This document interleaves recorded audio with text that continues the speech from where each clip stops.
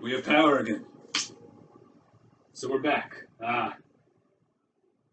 Wasn't looking good for a while. Pico said 11 o'clock tomorrow night we get it back, but all of a sudden, it came right around midday today. So I'm very happy for that. So I'm happy to be back cooking for everybody and for myself.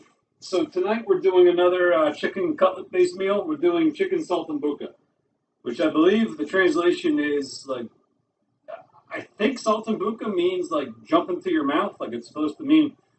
It's a good thing.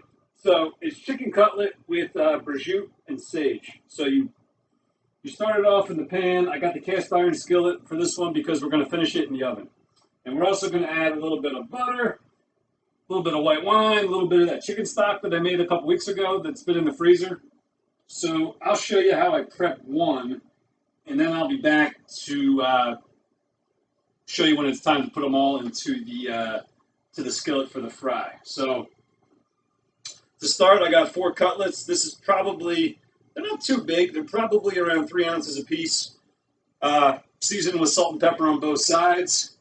So depending how large they are, this is my prosciutto right here, which I've used a couple times before. I like to kind of just do like a fold over. So you want to get it large enough so that it covers your piece of chicken completely.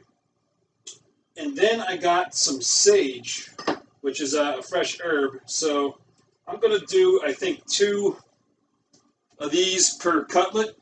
So this is another thing, like I did with the braciole.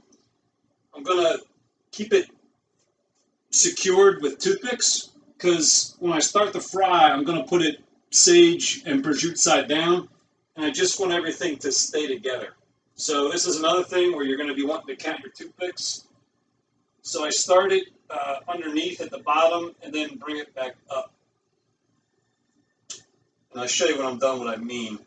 You don't put it all the way through, just you want to do enough that it is secure. So, can you see right here? They're on there and they'll stay on there. So, you do that for each one. And I'll be back to show you when it's time to fry, as far as timing and everything like that. So, happy to be back. Stay tuned. All right, so we're back. So, you see, these they already look pretty good, don't they? Oh, this is going to be good. So, before I put the chicken on, I got about 4 roughly chopped pieces of garlic right here. I leave it a bigger chop because I want to be able to just bite into it when it's done for this one. So, I got the pan right now at about medium low, and I'm just going to start frying the garlic. And so I'm going to do that for about a minute before I put the chicken on. You don't want to get that started to brown, but you don't want it to burn. And then, like I said, we're going to start with all the prosciutto and sage side down for 3 minutes. And before you put the chicken in, you bring the pan up to a straight up medium. And I'll be back when it's time to flip, because then we're doing a couple more things. And also make sure before you start your fry that you get your oven preheated. So it's going to be at 400 for when it's ready. See you later. All right, it's time to flip. And once we flip it, we're going to splash some white wine on top of this. A little bit of more flavor, help to deglaze the pan a little bit. So you can see the sage start to become a little bit more brown in color. And the prosciutto's also getting a little bit darker as well. So this is starting to come together pretty nicely. Let's give you a quick look. So this, once you add the wine, I'd only do it for maybe 2 minutes, because then we're going to put the stock in, let it come to a boil, and at that point we'll throw it in the oven. So a little bit of wine in there. And again, maybe 2 minutes at this point. And then we'll add the stock. So we'll be back in 2 minutes.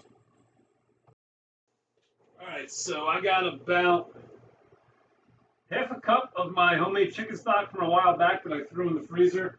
You might not need all of it, but just want to get the pan deglazed a bit and let it come up to a boil and then throw it in the oven, and I'll be back at that time to show you the finished product. So this is just about done. Before I grab it, I always like to remind people I'm on that St. Jude committee, so we're having another meeting tonight. We're really hoping, the walk is set for the end of September. Trying to see what we can do with it. I'll probably give an update next week. It's just like a lot of crappy stuff in 2020, so I'm hoping that this is a positive. This girl I grew up with, Tidra, she posted something today, like, don't write off 2020 yet. We still got better part of 7 months left to go, so it can really only get better from here. So I ran into her a couple years ago at the walk, just by happenstance. It was kind of funny, and she was with her son, who shares the same name as my nephew, which was pretty cool. So shout out to Tidra. So this is just about done. Oh, got a good steam coming out of there. So you can see that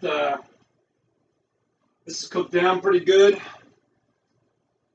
Oh man, doesn't that look good? A little chicken saltimbocca. So I'm probably going to have 2 of these right now. Save the other 2 for another time. Reminder, just make sure when you're eating it, count your toothpicks, make sure that they're all accounted for. And I like to leave those big chunks of garlic because I like to actually eat those. So that's why I left them pretty big. There we are, a little chicken saltimbocca. Glad to have power back and to be cooking for everybody again. So have a good night. See you tomorrow.